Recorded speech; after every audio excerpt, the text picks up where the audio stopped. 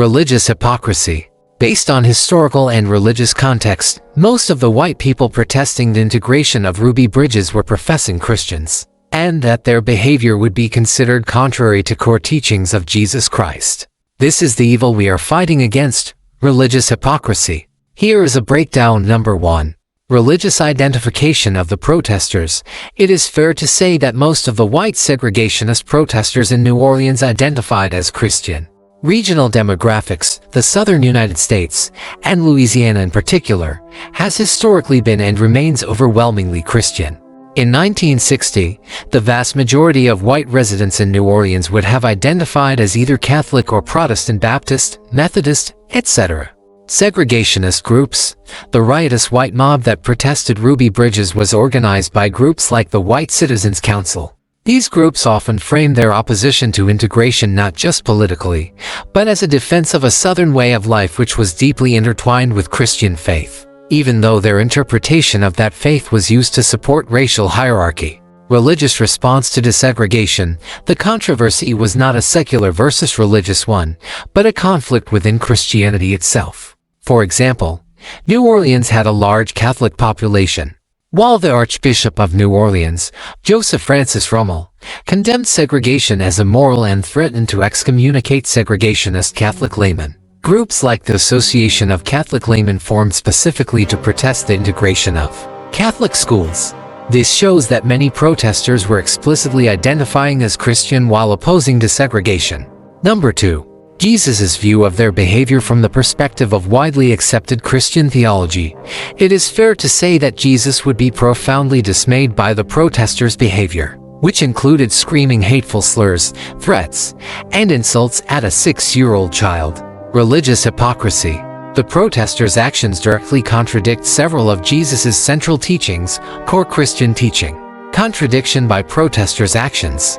The Great Commandment: love your neighbor as yourself.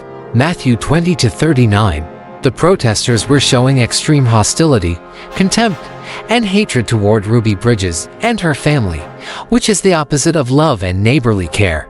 The Golden Rule: treat others the way you would have them treat you. Matthew 7:12. No protester would have wanted their own child to be subjected to such verbal assault and threats, making their actions a clear violation of this rule. The image of God. All humans are created in the image of God. Genesis 1:26-27.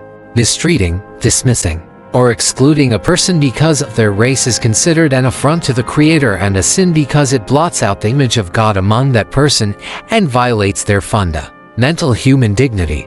Condemnation of contempt. Jesus warned that treating someone with contempt or calling them a fool violates the principle of the command against murder.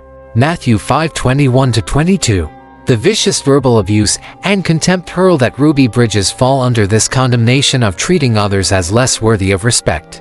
Notably, Ruby Bridges herself demonstrated a response more in line with Christian teaching. When her teacher asked if she was cursing the mob, Ruby replied, "No, I was scared and prayed, please, God, try to forgive those people. Forgive them because they don't know what they're doing." This is a direct echo of Jesus' prayer on the cross: "Father, forgive them, for they do not know what they are doing." Luke 23:34, and contrasts the hatred of the mob with an act of radical forgiving, and love. Now you understand why Armageddon has to happen, because these kind of people are still amongst us and they need to be defeated. Good versus the evil hypocrites.